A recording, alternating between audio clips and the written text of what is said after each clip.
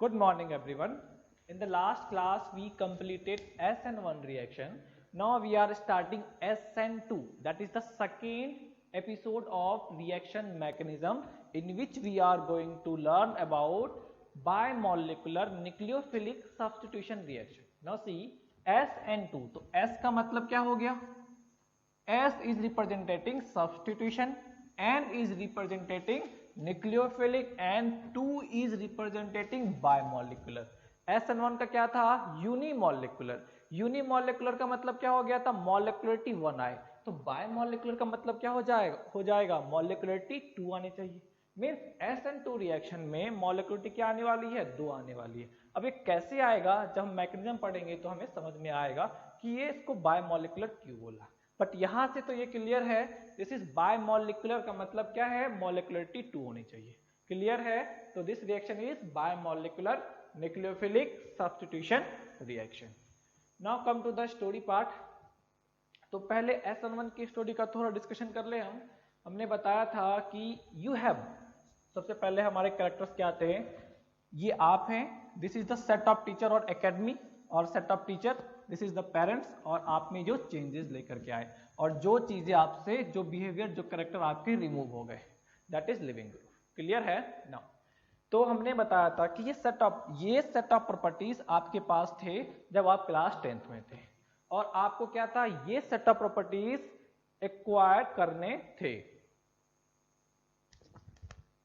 तो ये set of properties आपको एक्वायर करने थे, बट आपके पास ये सेट ऑफ प्रॉपर्टीज थी, तो आपके पेरेंट्स ने क्या किया? आपको एक एकेडमी में एनरोल कराया, where you get a set of teacher. But in SN1 reaction the set of teacher was very peaceful. तो वो पीसफुल थे, तो उन्होंने क्या किया? वेट किया कि आपके सीरियस होने की, कब आप सीरियस होगे. तो सीरियस होने के लिए आपके पेरेंट्स ने क्या किया था? आपकी सारी बुरी आदतों को रिमूव किया. तो आप क्या हो गए? आइसोलेट हो गए, और तब जाकर के टीचर आपसे कनेक्ट हुए, फिर उन्होंने आपको होमवर्क दिया, आपसे काम करवाना चालू किया. तो ऐसा हुआ था SN1 में. बट SN2 में the set of teacher is very strong. क्या लिखा है? Strong nucleophile, means they are very strict. जो टीचर है आपकी बार, वो काफी स्ट्रिक्ट टीचर मिला है, और आपके जो पेरेंट्स हैं this time they are very peaceful. अब देखो, अगर टीचर स्ट्रिक्ट है तो वेरी फर्स्ट डे से क्या होगा? आपसे कनेक्ट होना चालू हो जाएंगे, आपको होमवर्क देना चालू कर देंगे, आपसे काम करवाना चालू हो जाएंगे. और वो स्ट्रिक्ट हैं, अगर आप काम नहीं करेंगे तो 100% आपको कुछ ना कुछ पनिशमेंट तो मिलने वाला है. तब देखो, ऐसे कंडीशन में क्या होता है? थोड़ा फियर डेवलप हो जाता है, और बच्चे any how academic work complete करके लाते हैं. अब देखो, अगर एकेडमिक वर्क, और अभी जो हम 11th से 12th में तुम लोग पहुंच गए हो, तो अभी तुम्हें पता चल गया होगा कि होमवर्क कंप्लीट करने में एटलीस्ट 5 to 7 आवर तो जाते ही जाते हैं. तो अगर आप 6 to 8 आवर होमवर्क कर रहे हो, एकेडमिक वर्क कर रहे हो, तो क्या ये एक्टिविटीज कर पाने के लिए टाइम मिलेगा क्या आपको? 100% नहीं मिलेगा. तो मतलब जैसे जैसे आप एकेडमिक वर्क में इन्वॉल्व होते चलेंगे, वैसे वैसे आपकी ये सारी जो एक्टिविटीज थी वो क्या होगा? अपने आप छूटता चलेगा, मतलब दूर होता चलेगा. तो मैं कह सकता हूं कि जो एकेडमिक वर्क है that is repelling the daily activities. आपकी ये जो डेली एक्टिविटीज थी, आपकी एकेडमिक वर्क को क्या कर रही है? रिपेल कर रही है, मतलब दूर कर रही है. क्लियर है? ये चीज समझा. तो SN2 में क्या हो गया? स्ट्रॉन्ग टीचर है, वो वेरी फर्स्ट डे से आपको कन्विंस कर रहे हैं, आपको कंपेल कर रहे हैं कि आप होमवर्क करके लाओ, और धीरे धीरे क्या होती है? आपकी प्रॉपर्टीज आसानी से चेंज हो जा रही है. क्लियर है? चलो अब इसको हम लोग केमिस्ट्री के टर्म में समझ कर देखते हैं. स्ट्रॉन्ग न्यूक्लियोफाइल, लास्ट टाइम क्या था? Weak nucleophile. Since we had weak nucleophile in SN1 reaction, so they wait for the ionization of reactant. जैसे टीचर था, वो वेट किया कि आप कब अपने बुरी हैबिट्स को छोड़ दें, इतना वेट किया था. बट दिस कंडीशन स्ट्रॉन्ग है. टीचर क्या हुआ? स्ट्रॉन्ग है, मतलब न्यूक्लियोफाइल क्या हमारा? स्ट्रॉन्ग है. तो इस कंडीशन में न्यूक्लियोफाइल स्ट्रॉन्ग है, लास्ट में क्या था? वीक था. स्ट्रॉन्ग न्यूक्लियोफाइल है तो ये वेट नहीं करेगा कि ये आयोनाइज है. जिस तरह टीचर वेट नहीं किया कि आप आइसोलेट हो या आप सीरियस हो फिर आपसे कनेक्ट होंगे, उसी तरह जो न्यूक्लियोफाइल है वो वेट नहीं करेगा कि आप आइसोलेट हो. तो न्यूक्लियोफाइल विल डायरेक्टली अटैक. तो न्यूक्लियोफाइल क्या करेगा? यहाँ पे अटैक करेगा. जैसे ये न्यूक्लियोफाइल अटैक करेगा तो क्या बताया, जैसे ही आप ये काम करना चालू करेंगे ये काम क्या करेगा, इस काम को अपने आप रिपेल करना चालू कर देगा। तो जैसे ये न्यूक्लियोफाइल यहाँ आएगा मतलब इलेक्ट्रॉन डेंसिटी इसके पास आ रही है, अगर ये इलेक्ट्रॉन डेंसिटी इसके पास आ रही है तो ये इसको क्या करेगी, रिपेल करेगा। क्लियर है। तो अब अगर ये इसको रिपेल कर रहा है तो मतलब क्या बोल सकते हैं, एक ही टाइम में ये प्रॉपर्टीज गेन हो रही है और ये प्रॉपर्टीज क्या हो रहे हैं, लूज हो रहे हैं, और फाइनली क्या होगा, कन्वर्जन हो जाएगा। क्लियर है, ये बात समझा। अब देखो सॉल्वेंट की बात करें तो सॉल्वेंट क्या है, पोलर अप्रोटिक। तो आप पोलर अप्रोटिक सॉल्वेंट का जो इंटरेक्शन था रिएक्टेंट के साथ आप वहां जाके चेक कर सकते हैं, तो नेगेटिवली चार्ज पार्टिकल्स को पोलर प्रोटिक सॉल्वेंट स्टेबलाइज नहीं करता, तो इसकी स्टेबिलिटी इसकी रिएक्टिविटी पे तो कोई फर्क नहीं पड़ने वाला। और बट इसका हाइड्रोलाइसिस पॉसिबल है, इसका सॉल्वोलाइसिस पॉसिबल है, क्योंकि यहाँ पे प्लस डेल माइनस डेल है और प्लस डेल का सॉल्वोलाइसिस ये कर सकता है। क्लियर है। तो मतलब क्या है, ये आपको motivate means this is like parents and it will continuously motivate you for your conversion. Clear है। जिस तरह पेरेंट्स आपको बार बार मोटिवेट करते हैं उसी तरह सॉल्वेंट क्या है, बार बार इसको मोटिवेट करेगा इसमें कन्वर्ट करने के लिए। यहां तक चीजें क्लियर है। चलो अब इसी चीज को हम लोग एक एग्जांपल लेकर के समझ ले।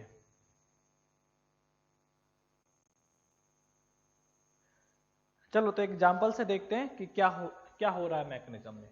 तो सबसे पहले हमारे पास क्या था, रिएक्टेंट था और सॉल्वेंट था।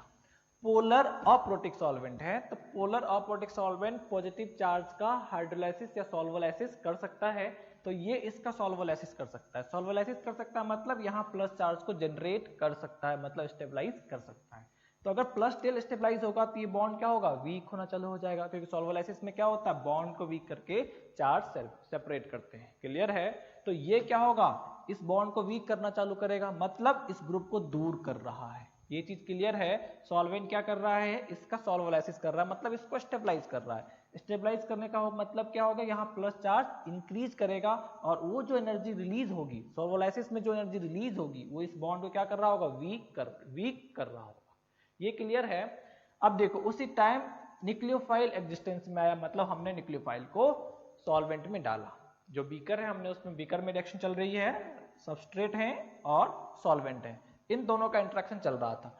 उसी टाइम हमने क्या किया, न्यूक्लियोफाइल को डाल दिया। ये न्यूक्लियोफाइल क्या है, स्ट्रॉन्ग है। Since it is strong so it will not wait for the ionization, क्योंकि ये क्या है, स्ट्रॉन्ग है। एसिनोन में क्या होता था, ये इसको कंप्लीटली ब्रेक करता था फिर अटैक करता था, क्योंकि न्यूक्लियोफाइल क्या था, वीक था। बट ये क्या है, स्ट्रॉन्ग है, so it will not wait for the ionization, at the same time it will attack. तो ये क्या करेगा, कार्बन पे अटैक करेगा। अब देखिए अटैक किस तरीके से होता है। तो देखो इस वाले में ये मैं इस तरह से लिख लेता हूँ, चलो CH3 लिख लेता हूँ और चलो बॉन्ड ही बना देता हूँ। देखो H, इधर एक H, यहाँ पे एक H, और हमने ये जो बॉन्ड Cl के साथ बना रखा है उसको हम लोग यहाँ रिप्रेजेंट कर लेते हैं। Cl वाले को सिर्फ रिप्रेजेंट कर रहा हूँ, एक्चुअली p ऑर्बिटल होगा, मैं बस इस तरीके से रिप्रेजेंट कर रहा हूँ। और क्योंकि ये हाइब्रिड ऑर्बिटल है तो इसके पास क्या होगा, एक लोअर लूप और एक बिगर लूप होगा। अब न्यूक्लियोफाइल स्ट्रॉन्ग है तो इससे पहले कि ये बॉन्ड टूटे न्यूक्लियोफाइल क्या करेगा, अटैक करेगा। तो मैं ना न्यूक्लियोफाइल का अटैक करा देता हूँ CN-। अब देखो न्यूक्लियोफाइल क्या इस डायरेक्शन से अटैक कर सकता है, क्या नहीं कर सकता, क्योंकि यहाँ पे Cl एक बल्की ग्रुप अवेलेबल है। जब भी ये इधर से जाएगा ये क्या देगा, इसको रिपल्सन देगा। तो इस साइड से अटैक कर पाना पॉसिबल नहीं है। So nucleophile will attack from the opposite side of leaving group. तो न्यूक्लियोफाइल क्या करेगा, अपोजिट साइड से, लिविंग ग्रुप के अपोजिट साइड से अटैक करेगा। तो ये जैसे अटैक करने गया मतलब ये अपनी इलेक्ट्रॉन डेंसिटी इस लोअर लूप में देना चालू करेगा। अब क्या होगा, लोअर लूप ये इंक्रीज होगा और ये क्या होगा, डिक्रीज होगा, क्योंकि जैसे यहाँ पे इलेक्ट्रॉन डेंसिटी आई तो एक इलेक्ट्रॉन डेंसिटी मतलब नेगेटिव चार्ज डेंसिटी यहाँ पे इंक्रीज करेगा। तो ये नेगेटिव चार्ज डेंसिटी इसको क्या देगा, रिपल्सन देना चालू करेगा। तो जैसे ही इसको रिपल्सन देगा तो ये और दूर जाना चालू हो जाएगा। एक तो सॉल्वेंट इसका सॉल्वोलाइसिस करके दूर कर ही रहा था, उसी टाइम इसने इसको इलेक्ट्रॉन दिया और रिपल्सन बढ़ा तो और जल्दी दूर होना चालू हो जाएगा। होगा या नहीं। तो एक ऐसा कंडीशन आएगा बीच में जबकि ये बॉन्ड पार्शियली बन जाएगा, और बाकी मैं इसको इस तरह लिख लेता हूं, और दूसरा वाला बॉन्ड पार्शियली टूट रहा होगा, मतलब ये क्या होगा, बन रहा होगा, और ये क्या होगा, टूट रहा होगा। क्लियर है। और फाइनली क्या होगा, ये प्रोडक्ट में कन्वर्ट हो जाएगा। तो CN एंड CH3 साथ में क्या हो गया, Cl रिमूव हो गया। क्लियर है, ये बात समझा। तो ये जो स्टेट है इसको हम लोग क्या बोलते हैं, ट्रांजिशन स्टेट। बताया था ट्रांजिशन स्टेट का डेफिनेशन क्या होता है, ऐसा स्टेट जब बॉन्ड या तो टूट रहा हो या तो बन रहा हो, पार्शियली टूटा हो या पार्शियली बना हो, या दोनों ही चीजें साइमल्टेनियसली हो रही हो, तो उसे हम लोग क्या बोलते हैं, ट्रांजिशन स्टेट बोलते हैं। क्लियर है।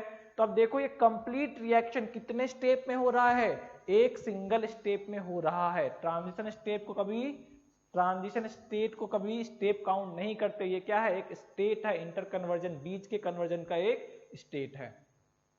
तो कंप्लीट रिएक्शन कितने स्टेप में कंप्लीट हो रहा है, सिंगल स्टेप में कंप्लीट हो रहा है। तो ये क्या हमारे SN2 का मैकेनिज्म है। इंपॉर्टेंट क्या है कि जो न्यूक्लियोफाइल है, in this time nucleophile is strong and solvent is polar aprotic solvent. Nucleophile का अटैक होगा अपोजिट साइड से, साइमल्टेनियसली बॉन्ड बनेंगे और बॉन्ड ब्रेक करेंगे, फाइनली हमें प्रोडक्ट मिल जाएगा। क्लियर है, ये चीज क्लियर है, नोट करेंगे इस वाले को।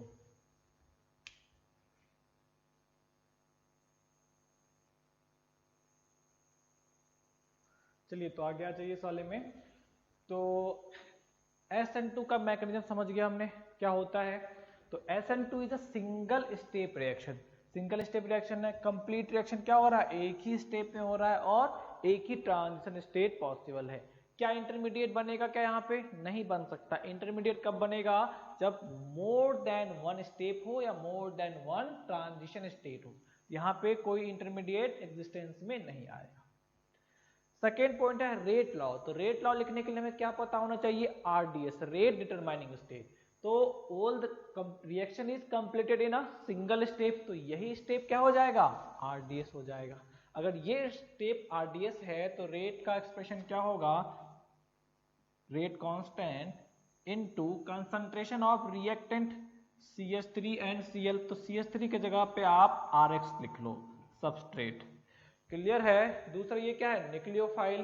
तो न्यूक्लियोफाइल का पार्टिसिपेशन है या नहीं, मैकेनिज्म में देखो दोनों ही पार्टिसिपेट कर रहे हैं। रेट डिटरमाइनिंग स्टेप में रिएक्टेंट भी पार्टिसिपेट कर रहा है और न्यूक्लियोफाइल भी पार्टिसिपेट कर रहा है, तो न्यूक्लियोफाइल का भी कंसंट्रेशन लेंगे। SN1 में क्या होता है, न्यूक्लियोफाइल पार्टिसिपेट नहीं करता, only reactant will participate, but in this condition reactant as well as nucleophile will participate।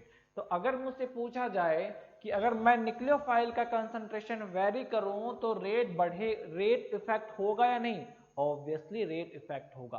अगर मैं इसका कंसंट्रेशन डबल कर दूं तो रेट क्या हो जाएगा, डबल हो जाएगा। हाफ कर दूं तो रेट क्या होगा, हाफ का हो जाएगा। अगर मैं सबस्ट्रेट का रेट डबल करूं तो क्या होगा, रेट डबल, सबस्ट्रेट का कंसंट्रेशन डबल करूं तो रेट क्या हो जाएगा, डबल हो जाएगा। क्लियर है। थर्ड स्टेप पे आ जाइए, मॉलिक्यूलरिटी। मॉलिक्यूलरिटी के बारे में बताइए, मॉलिक्यूलरिटी क्या होगी। तो मॉलिक्यूलरिटी क्या होता है, RDS स्टेप में कितने रिएक्टेंट इन्वॉल्व हैं। तो चेक करके बताओ कितने रिएक्टेंट इन्वॉल्व हैं, एक सबस्ट्रेट और एक न्यूक्लियोफाइल, दो ही रिएक्टेंट इन्वॉल्व हैं। तो मॉलिक्यूलरिटी क्या आ गई, यहाँ पे 2 आ गई, और मॉलिक्यूलरिटी 2 है इसीलिए क्या बोला इसको, बाय मॉलिक्यूलर। क्लियर है, ये समझा मॉलिक्यूलरिटी 2 कैसे आई, ये समझ गए। चलो फोर्थ वाले पे आ जाओ, एनर्जेटिक्स पे आ जाते हैं।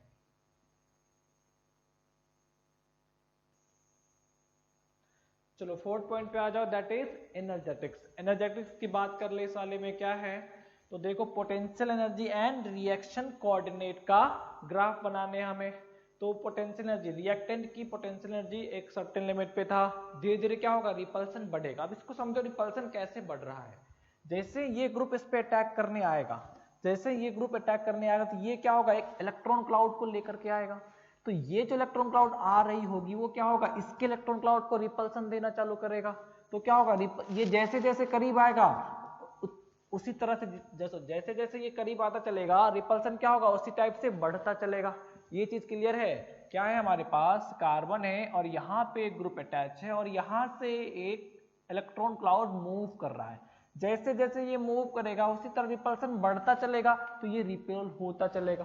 क्लियर है? मतलब जैसे जैसे ये करीब आएगा क्या होगा, रिपल्सन बढ़ता चलेगा। रिपल्सन बढ़ने का मतलब क्या हो गया, पोटेंशियल एनर्जी विल इंक्रीज। तो जैसे जैसे ये नजदीक आ रहा है पोटेंशियल एनर्जी क्या हो रहा है, इंक्रीज कर रहा है। क्लियर है? मैक्सिमम कब होगा, जब ट्रांजिशन स्टेट अचीव होगा, मतलब जब ये इसका बॉन्ड आधा बन चुका होगा और इसका बॉन्ड क्या होगा, आधा टूट चुका होगा।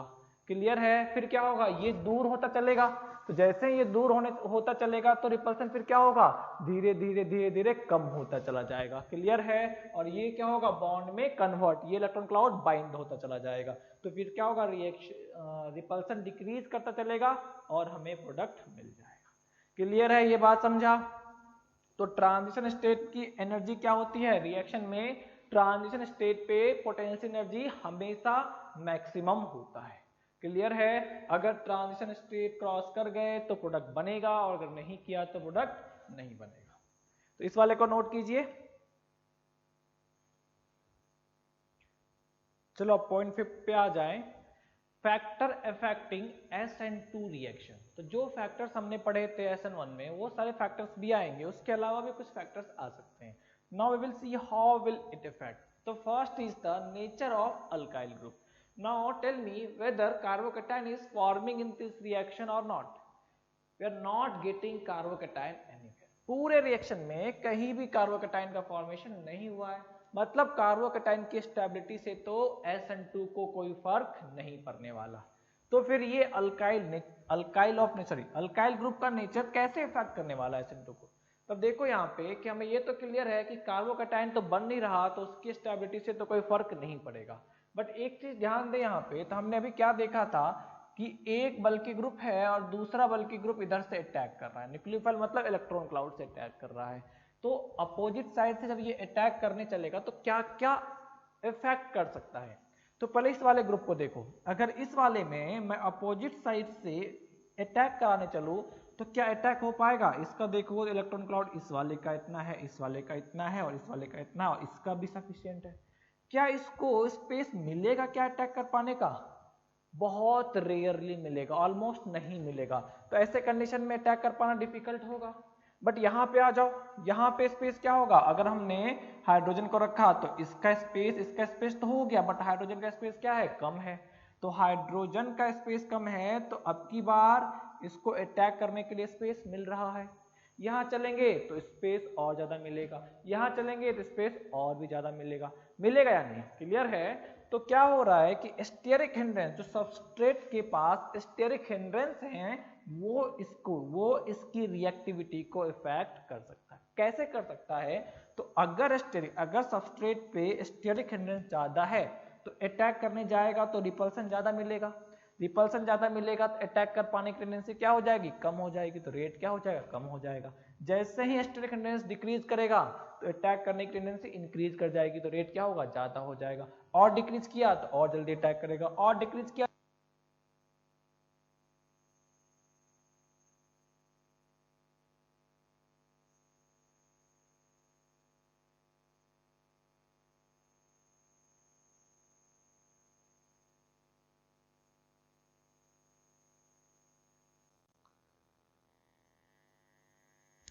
Sorry we lost the sound, so let me explain this again. तो मैं क्या बता रहा था, फर्स्ट फैक्टर में स्टेरिक हिंड्रेंस, तो इसके पास क्या है, स्टेरिक हिंड्रेंस ज्यादा है तो यहाँ पे न्यूक्लियोफाइल का अटैक करने की टेंडेंसी क्या हो जाएगी, कम हो जाएगी। यहाँ पे इस वाले से अटैक करने की टेंडेंसी ज्यादा, यहाँ पे इससे ज्यादा, यहाँ पे इससे भी ज्यादा।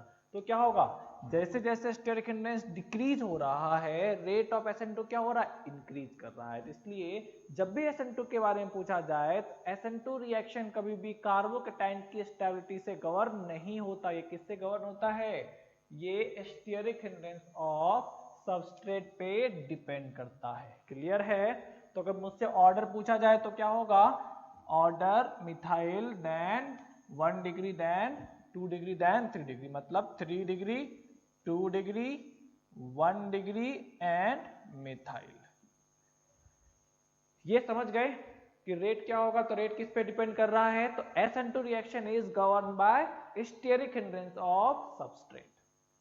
चलो नेक्स्ट वाले पे आ जाते हैं। Next is the stability of transition state. तो स्टेबिलिटी ऑफ ट्रांजिशन स्टेट, तो ट्रांजिशन स्टेट की स्टेबिलिटी हम लोग कैसे डिफाइन करेंगे, पहले ये चीज बताइए, सोच के बताओ कैसे हो सकता है। तत्काल मैं ट्रांजिशन स्टेट लिख लेता हूं, CH2Cl and Cn नहीं, this time we have OH and NO2। दूसरा क्या हो गया, OH CH2Cl and CH3।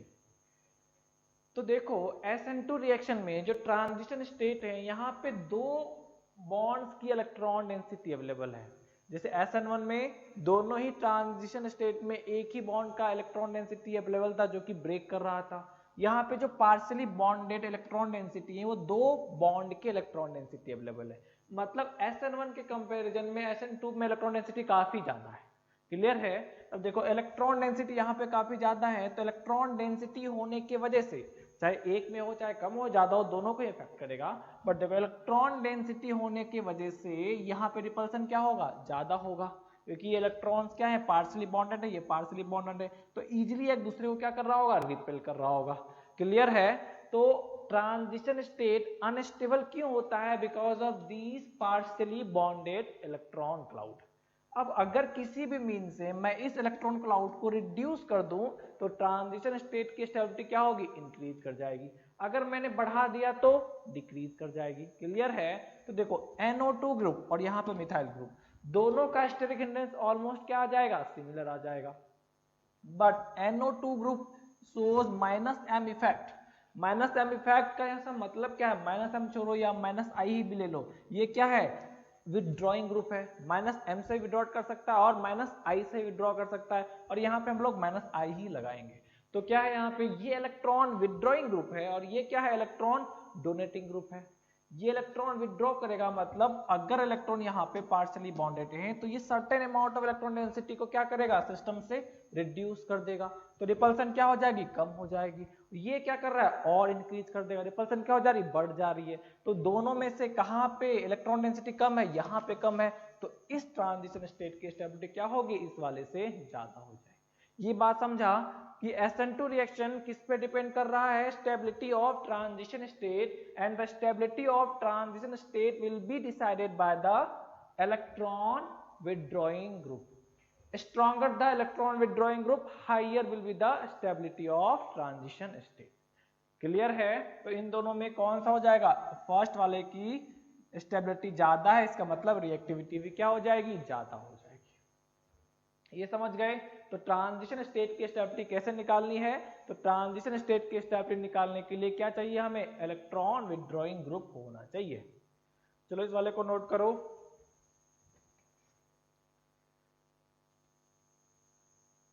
Third factor पे आ जाओ, that is living group tendency. SN1 में भी लिविंग ग्रुप टेंडेंसी रेट को इफेक्ट करता है, यहाँ भी लिविंग ग्रुप टेंडेंसी रेट को इफेक्ट करता है। जितना अच्छा लिविंग ग्रुप होगा उतना जल्दी छोड़ करके जाएगा, तो रेट क्या होगा, उतना ही ज्यादा होगा। तो leaving group tendency will effect the rate of SN2 reaction, higher will be the leaving tendency, higher will be the rate of SN2 reaction. तो रेट क्या हो जाएगा इस वाले का, ये रेट आ जाएगा। फोर्थ पॉइंट पे आ जाइए, नेचर ऑफ न्यूक्लियोफाइल। तो देखो न्यूक्लियोफाइल जितना स्ट्रांग होगा उतना जल्दी अटैक करेगा, और जितना जल्दी अटैक करेगा रेट क्या होगा, उतना ही ज्यादा होगा। तो higher will be the nucleophilicity, higher will be the rate of SN2 reaction. तो अगर न्यूक्लियोफिलिसिटी की बात करें तो ये सबसे अच्छा न्यूक्लियोफाइल हो जाएगा। इसके बाद NH2- फिर OH- फिर F-। तो as the nucleophilicity will increase, rate of SN2 will increase। यहां तक समझा। पॉइंट नंबर 5 में आते हैं, that is effect of solvent. Solvent effect की बात कर ले।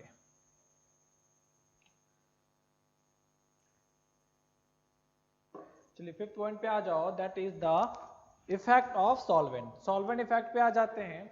तो सॉल्वेंट पे ये पता है कि polar aprotic solvent is suitable for SN2 reaction. अब पोलरिटी की बात करते हैं, पोलर तो है मगर अप्रोटिक है, अब उसमें पोलरिटी की बात करते हैं। तो क्या कहता है, if both the reactant are neutral, अगर दोनों ही रिएक्टेंट का मतलब है जो हमारा सबस्ट्रेट है एंड अटैकिंग ग्रुप है, जो अटैकिंग ग्रुप है अगर हमने H2O लिया, तो अगर बोथ आर न्यूट्रल, अगर हमारा सबस्ट्रेट दोनों ही रिएक्टेंट न्यूट्रल है, in that condition rate of the reaction will increase with increase in the polarity of solvent. मतलब क्या हो गया कि अगर दोनों ही रिएक्टेंट ये और न्यूक्लियोफाइल दोनों ही अगर हमारा न्यूट्रल है तो पोलरिटी इंक्रीज करेगा, तो रेट क्या हो जाएगा, डिक्रीज कर जाएगा।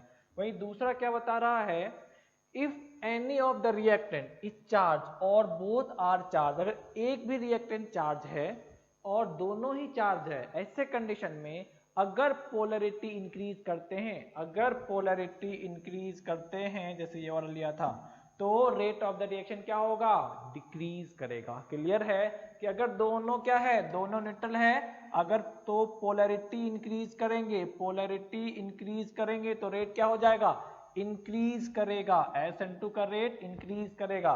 बट ऐसे कंडीशन में अगर कोई एक भी चार्ज है तो अगर हम पोलरिटी इंक्रीज करेंगे, रेट ऑफ SN2 क्या हो जाएगा, डिक्रीज कर जाएगा। नोट करेंगे इस वाले को।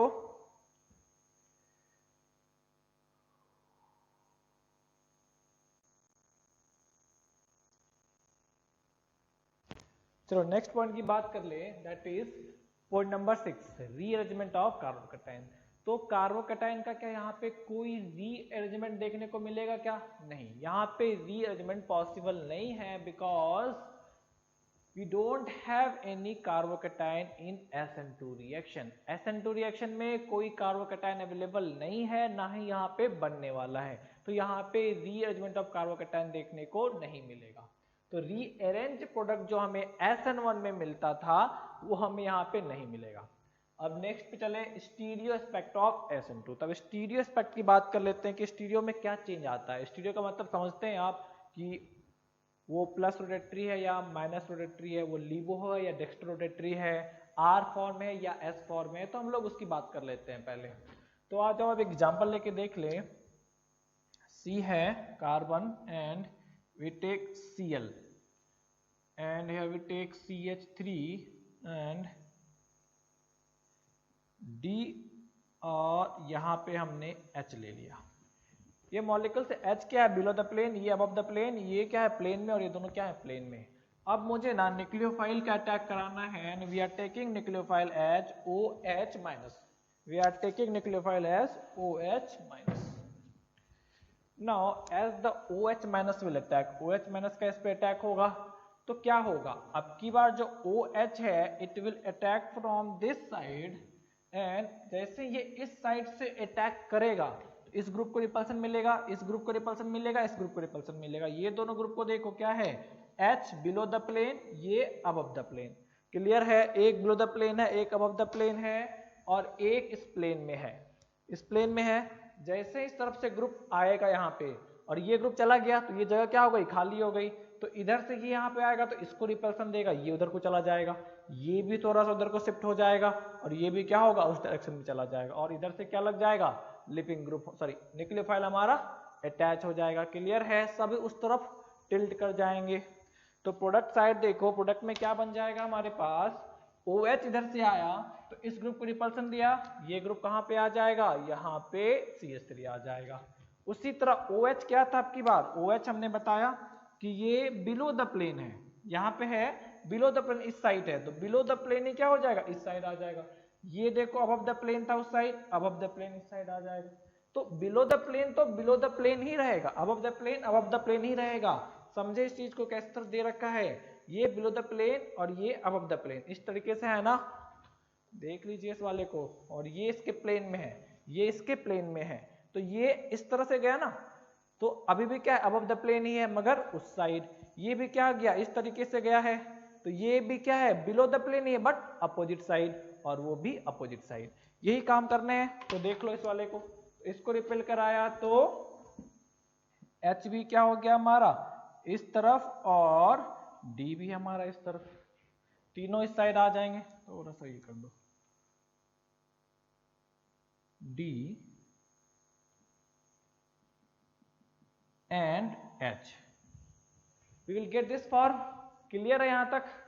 अब देखो, अब मैं पूछूं क्या यहाँ पे इन्वर्जन हो रहा है या रिटेंशन हो रहा है, तो हमने पढ़ रखा है अगर न्यूक्लियोफाइल अपोजिट साइड से अटैक करता है then we call the product inversion product, और अगर सेम साइड से अटैक करता है तो रिटेंशन। तो यहाँ पे क्या हो रहा है, इन्वर्जन हो रहा है, रिटेंशन हो रहा है, दिस इज इन्वर्जन। क्लियर है? कह सकते हैं। आप इसका फीचर बना करके भी चेक कर सकते हो। फीचर में चेक करो तो मैं इसका फीचर ड्रॉ करता हूं। तो फीचर में क्या बताया था, बिलो द प्लेन को, below the plane group which is available at below the plane put it at the bottom. जो प्लेन में है उनमें से किसी भी एक को टॉप पे ले लो, तो मैं CH3 को टॉप पे ले लेता हूं। अब देखो CH3 से क्लॉकवाइज में Cl है, तो CH3 से क्लॉकवाइज में Cl, बचा हुआ ग्रुप D इधर। इसका फीचर ड्रॉ करके बताऊं तो क्या हो जाएगा, H below the plane at the bottom. इन दोनों में से किसी भी एक को टॉप पे लेना है तो मैं CH3 को ही टॉप पे लिया। CH3 से एंटी क्लॉकवाइज, तो CH3 से एंटी क्लॉकवाइज, तो क्या आ गया हमारे पास OH and we have D। Clear है यहां तक? अब देखो लिविंग ग्रुप किस साइड से गया, राइट साइड से, और न्यूक्लियोफाइल किधर से अटैच हुआ है, लेफ्ट साइड से। तो कौन सा प्रोडक्ट है ये, इन्वर्जन प्रोडक्ट है। कौन सा प्रोडक्ट है ये, इन्वर्जन प्रोडक्ट है। तो हम क्या बोलेंगे, SN2 रिएक्शन में इन्वर्जन प्रोडक्ट बनेगा, रिटेंशन प्रोडक्ट कभी नहीं बनता। क्लियर है? SN2 रिएक्शन में क्या बन रहा है, बनता है, कुछ एक कंडीशन है वहां बनते हैं, हम लोग डिस्कशन करेंगे, बट जनरली क्या बनता है, इन्वर्जन प्रोडक्ट बनता है, इन्वर्जन होता है। तो अब एक चीज और आ रही है, क्या ये अगर R है तो ये हमेशा क्या होगा, S होगा। हम चेक करके देखिए ये कौन सा है, this is the first, this is second, this is third, anti clockwise, और ये हॉरिजॉन्टल प्लेन में है तो we can call it S। और उसी तरह इस वाले में काउंट करो, फर्स्ट सेकेंड थर्ड क्लॉकवाइज, और ये हॉरिजॉन्टल में है तो R। तो मतलब क्या है, S का क्या बना, R बना। तो अगर ये डेक्स्ट्रोरोटेटरी है तो मैं क्या बोल सकता हूँ, ये लीवोरोटेटरी है, क्या बोल सकता हूँ क्या, नहीं, बिल्कुल नहीं, ऐसा हम कभी नहीं कह सकते, क्योंकि S भी डेक्स्ट्रोरोटेटरी हो सकता है, S डेक्स्ट्रोरोटेटरी भी हो सकता है और लीवो भी हो सकता है, R जो है डेक्स्ट्रो भी हो सकता है और लीवो भी हो सकता है। ये कोई फिक्स नहीं है कि R हमेशा डेक्स्ट्रो होगा या R हमेशा लीवो होगा, वो कुछ भी हो सकता है, क्योंकि वो एक्चुअल रोटेशन है, एब्सोल्यूट रोटेशन है, और ये RS क्या है, ये कॉन्फ़िगरेशन है, दोनों अलग अलग चीजें हैं, आइसोमेरिज्म में बताया है, इसको ध्यान रखेंगे। R और S और डेक्स्ट्रो एंड लीवोरोटेटरी दोनों अलग अलग हैं। Dextro and levorotatory is the absolute rotation and this is configuration. ये कॉन्फ़िगरेशन है जो कि हमें बस इतना बताता है कि इन दोनों का रोटेशन अलग अलग होगा। एक R है, इस ग्रुप इसका R है, और इसका जो S होगा, ये S और इसका जो R होगा इसी मॉलिक्यूल्स का, उन दोनों का रोटेशन अपोजिट होगा, मगर किसका कौन सा होगा ये कुछ फिक्स नहीं होता। आपको आइसोमेरिज्म में पढ़ाया है, याद ना हो तो एक बार कॉपी खोल के देख लें। चलिए यहां तक हो गए। तो हमारा क्या डाउट था कि S का R बना, इसका S है, इसका R बना, तो ये चीज बताओ, क्या मैं इन दोनों को बोल सकता हूँ कि ये दोनों इनैंसियोमर है, कह सकते हैं या नहीं? एक S फॉर्म और एक R फॉर्म है, क्या इसको इनैंसियोमर कह सकते हैं क्या? बिल्कुल नहीं कह सकते, क्योंकि दोनों ही मॉलिक्यूल्स क्या हैं, डिफरेंट हैं, और आइसोमर के लिए क्या होना चाहिए, मॉलिक्यूलर फॉर्मूला सेम होना चाहिए, यहाँ क्या है, डिफरेंट है, तो वी कांट कॉल इट इनैंसियोमर। ये तो क्लियर है। बट अब ये चीज आया कि प्रोडक्ट अलग अलग तो है, बट सर अगर ये S है तो ये हमेशा R बनेगा, क्या ये करेक्ट है या नहीं? चलो इसका एग्जांपल लेकर के हम लोग चेक करते हैं क्या ये हमेशा करेक्ट है या नहीं। अब एक चीज तुम ये देख लो कि यहाँ पे जो रिएक्शन कराया था, इस फॉर्म में जो कन्वर्जन कराया था, तो हमने पहले ही बताया OH माइनस अपोजिट साइड से रिएक्शन कराया, तो ये इधर से ग्रुप निकला और इसको रिपेल करके इधर को ले आया, सेम प्रोडक्ट बन गया। क्लियर है? आप सीधा रिएक्शन में इस तरह से लिख सकते हैं, OH का इधर से अटैक कराया तो ये रोटेट करके इधर को आ जाएगा और ये रिमूव हो जाएगा, और जो SN1 में था उसमें दोनों साइड से करा सकते थे, तो सेम साइड से कराते हो तो क्या होगा, सिर्फ इसको हटा के इसको अटैच कर देते हैं। ये चीज बता रखा है पहले भी, इसलिए अभी भी समझ लो इसको। सीधा फिशर से फिशर फॉर्म में कन्वर्ट करने के लिए, रिएक्शन इस फॉर्म में कराने के लिए क्या करोगे, ऐसा नहीं कि सर अपोजिट साइड ये है तो कैसे अटैच होगा, मतलब क्या है, ये इधर से अटैच होने आएगा तो ये क्या कर रहा था, इसको रिपेल करा था, दिखाया था, इसको भी क्या किया, रिपेल किया है, तो ये क्या करेगा, इसको रिपेल करके उस साइड शिफ्ट कर देगा। इसमें कंफ्यूज नहीं होंगे। चलिए एक एग्जांपल लेके हम लोग चेक करते हैं।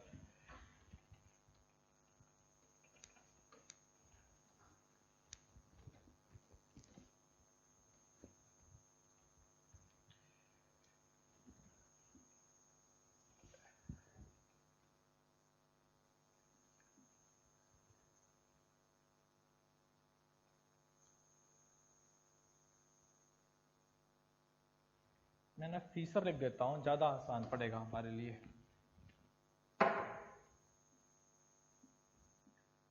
ClF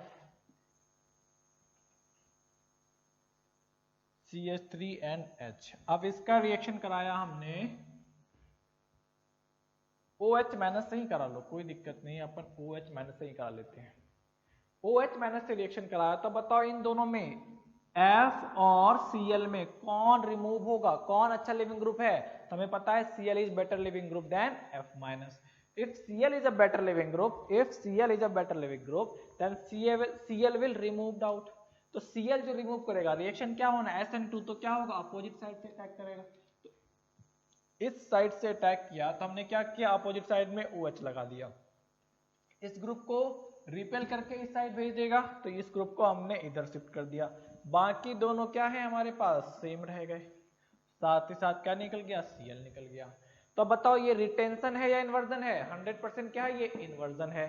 दूसरा हमने पूछा कि ये अगर S फॉर्म है, काउंट करो कौन सा फॉर्म है, this is first, this is second, this is third, rotation क्या आ गया, anti clock, this is S form है।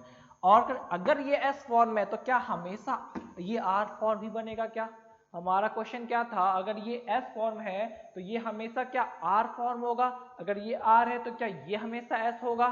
तो हम इसका कॉन्फ़िगरेशन निकाल के चेक कर लेते हैं। तो आप देखो इन दोनों में किसकी प्रायोरिटी ज्यादा है, F का एटॉमिक नंबर 9, इसका 8, तो F की प्रायोरिटी फर्स्ट, ये सेकेंड और ये क्या हो गया थर्ड, रोटेशन क्या हो गया एंटी क्लॉकवाइज, एंटी क्लॉकवाइज, और H क्या ओरिएंटल में क्या आ गया, S आ गया, तो S का S भी आ जा रहा है। तो ये कहना कि S का हमेशा R आएगा या R का हमेशा S आएगा क्या है, रॉन्ग है। SN2 में भी S का R भी आ सकता है और S का S भी आ सकता है, मगर एक ही आएगा, दो नहीं आ सकते। SN2 में क्या थे, R भी बन रहा था और S भी बन रहा था, मगर SN1 में क्या है, सॉरी SN1 में क्या थे, दोनों ही बन रहे थे, R भी बन रहे थे और S भी बन रहा था। मगर SN2 में क्या है, सिर्फ एक ही बनेगा, फिर चाहे वो S बने फिर चाहे वो R बने। क्लियर है, ये सारे पॉइंट को नोट कर लेंगे, मार्क करके नोट कर लेंगे, आप बार बार गलत करेंगे। SN2 में दोनों ही बन सकते हैं, S भी बन सकता है और R भी बन सकता है, मगर दोनों में से कोई एक ही बनेगा। क्लियर है, ये फिक्स नहीं है कि कौन सा बनेगा, R भी हो सकता है S भी, मगर एक ही बनेगा। मगर SN1 में क्या था, R एंड S बोथ था, R एंड S, और SN2 में R और, समझ गए, नोट करो इस वाले को।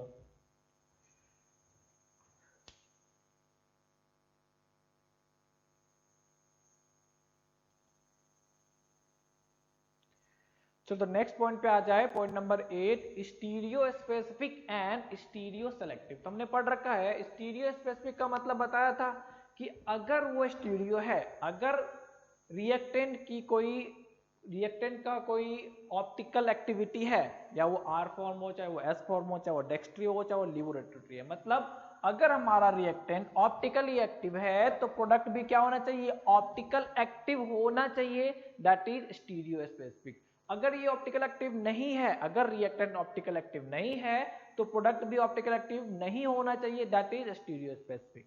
यही बताया था, अगर ऐसा हो कि हमारा रिएक्टेंट ऑप्टिकल एक्टिव हो और प्रोडक्ट ऑप्टिकल एक्टिव ना हो तो उसको क्या बोलेंगे, नॉन स्टीरियो स्पेसिफिक। तो देखो SN2 रिएक्शन में अगर ये ऑप्टिकली एक्टिव है, अगर ये ऑप्टिकली एक्टिव है तो प्रोडक्ट भी क्या बन रहा है, ऑप्टिकली एक्टिव ही बन रहा है।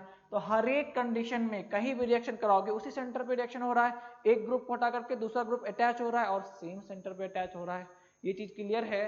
तो किसी भी कंडीशन में क्या होगा, अगर ये कायरल है तो हमेशा वो कायरल ही रहेगा, अगर ये ऑप्टिकली एक्टिव है तो प्रोडक्ट भी क्या बनेगा, ऑप्टिकली एक्टिव ही बनेगा। अगर प्रोडक्ट ऑप्टिकली एक्टिव नहीं है, सॉरी, अगर रिएक्टेंट ऑप्टिकली एक्टिव नहीं है तो प्रोडक्ट भी क्या होगा, ऑप्टिकली एक्टिव नहीं होगा। तो हम कह सकते हैं SN2 is stereo specific. Now come to the stereo selective. Stereo selective का मतलब क्या है, दो में से कोई एक सेलेक्टिव स्टीरियो आने चाहिए। तो अभी हमने रिएक्शन में देखा, पीछे वाले में S फॉर्म से क्या बना था, R बना था। क्या बना था, सिर्फ R बना था, क्या S बना था, क्या नहीं। यहाँ पे देखो क्या बना, S बना, R बना, क्या नहीं बना। मतलब डेक्स्ट्रो और लिबो, R और S में हमेशा क्या बन रहा है, एक ही बन रहा है। तो हम कह सकते हैं this is stereo selective. But मुझे ये नहीं पता है कि ये R है तो R ही बनेगा या S ही बनेगा, मगर जो भी बनेगा एक ही बनेगा। ये तो क्लियर है। तो we can say it stereo selective. So we can call SN2 reaction is stereo specific and stereo selective. Note करें इस वाले को। चलिए, this is the last point कि कुछ ऐसे भी मॉलिक्यूल्स हैं जो SN2 रिएक्शन नहीं देते। SN1 रिएक्शन में बताया था टोटल 4 ऐसे मॉलिक्यूल्स थे जो SN1 रिएक्शन नहीं देते। उसी तरह SN2 में भी कुछ मॉलिक्यूल्स हैं which do not give SN1 reaction. तो first is 3 degree alkyl halide. 3 degree alkyl group से अटैच कोई सा भी लिविंग ग्रुप हो वो SN2 रिएक्शन नहीं देता। उसी में दूसरा आ जाएगा हमारा, second one is beta 3 degree. Beta 3 degree का मतलब क्या हो गया, CH2Cl। अगर सेकेंड वाला ग्रुप भी 3 डिग्री आ जाता है तो भी SN2 ये नहीं दे पाता है। थर्ड आ गया हमारा ये वाला जो हमने पहले पढ़ रखा है। फोर्थ आ जाता है हमारा ट्रिपल बॉन्ड से अटैच ग्रुप। एंड फिफ्थ आ जाता है पेंजाइलिक। और सिक्स्थ आ जाएगा ब्रिज हेड वाले। ब्रिज हेड वाले भी SN2 रिएक्शन नहीं देते। इसमें से SN1 कौन कौन नहीं देता है, तो SN1 वाले में याद करो, ये SN1 नहीं देता, ये SN1 नहीं देता, ये SN1 नहीं देता, ये SN1 नहीं देता, बट ये दोनों देता है। और SN2 में ये 6 मॉलिक्यूल्स SN2 नहीं देते। इस वाले को ध्यान रखेंगे।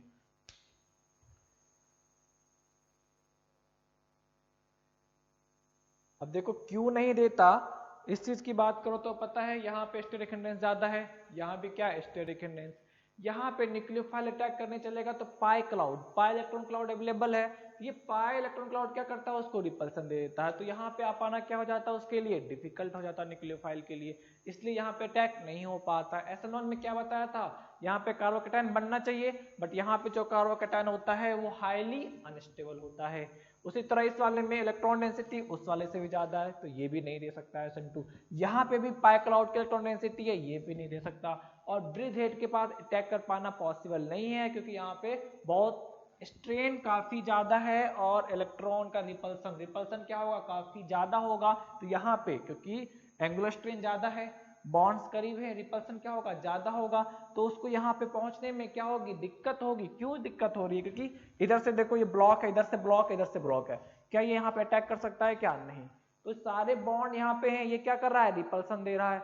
रिपल्सन की वजह से इस पे अटैक कर पाना क्या है, मुश्किल है। क्लियर है, ये बात समझा कि बैक साइड क्या है इसका, क्लोज है। इसकी क्लोजनेस की वजह से रिपल्सन भी मिलेगा उस वाले को, उसको वे नहीं मिलेगा इस कार्बन तक पहुंच पाने का, तो अटैक पॉसिबल नहीं है। वहीं पे इस वाले का बताया था SN1 क्यों नहीं हो सकता, क्योंकि यहाँ पे कार्बोकैटायन फॉर्म ही नहीं करेगा, क्योंकि एंगुलर स्ट्रेन काफी ज्यादा है। SN2 क्यों नहीं होगा, क्योंकि बैक साइड ब्लॉक है। SN1 क्यों नहीं होगा, क्योंकि यहाँ पे कार्बोकैटायन नहीं बन सकता। समझ गए, नोट कर लो इस वाले को।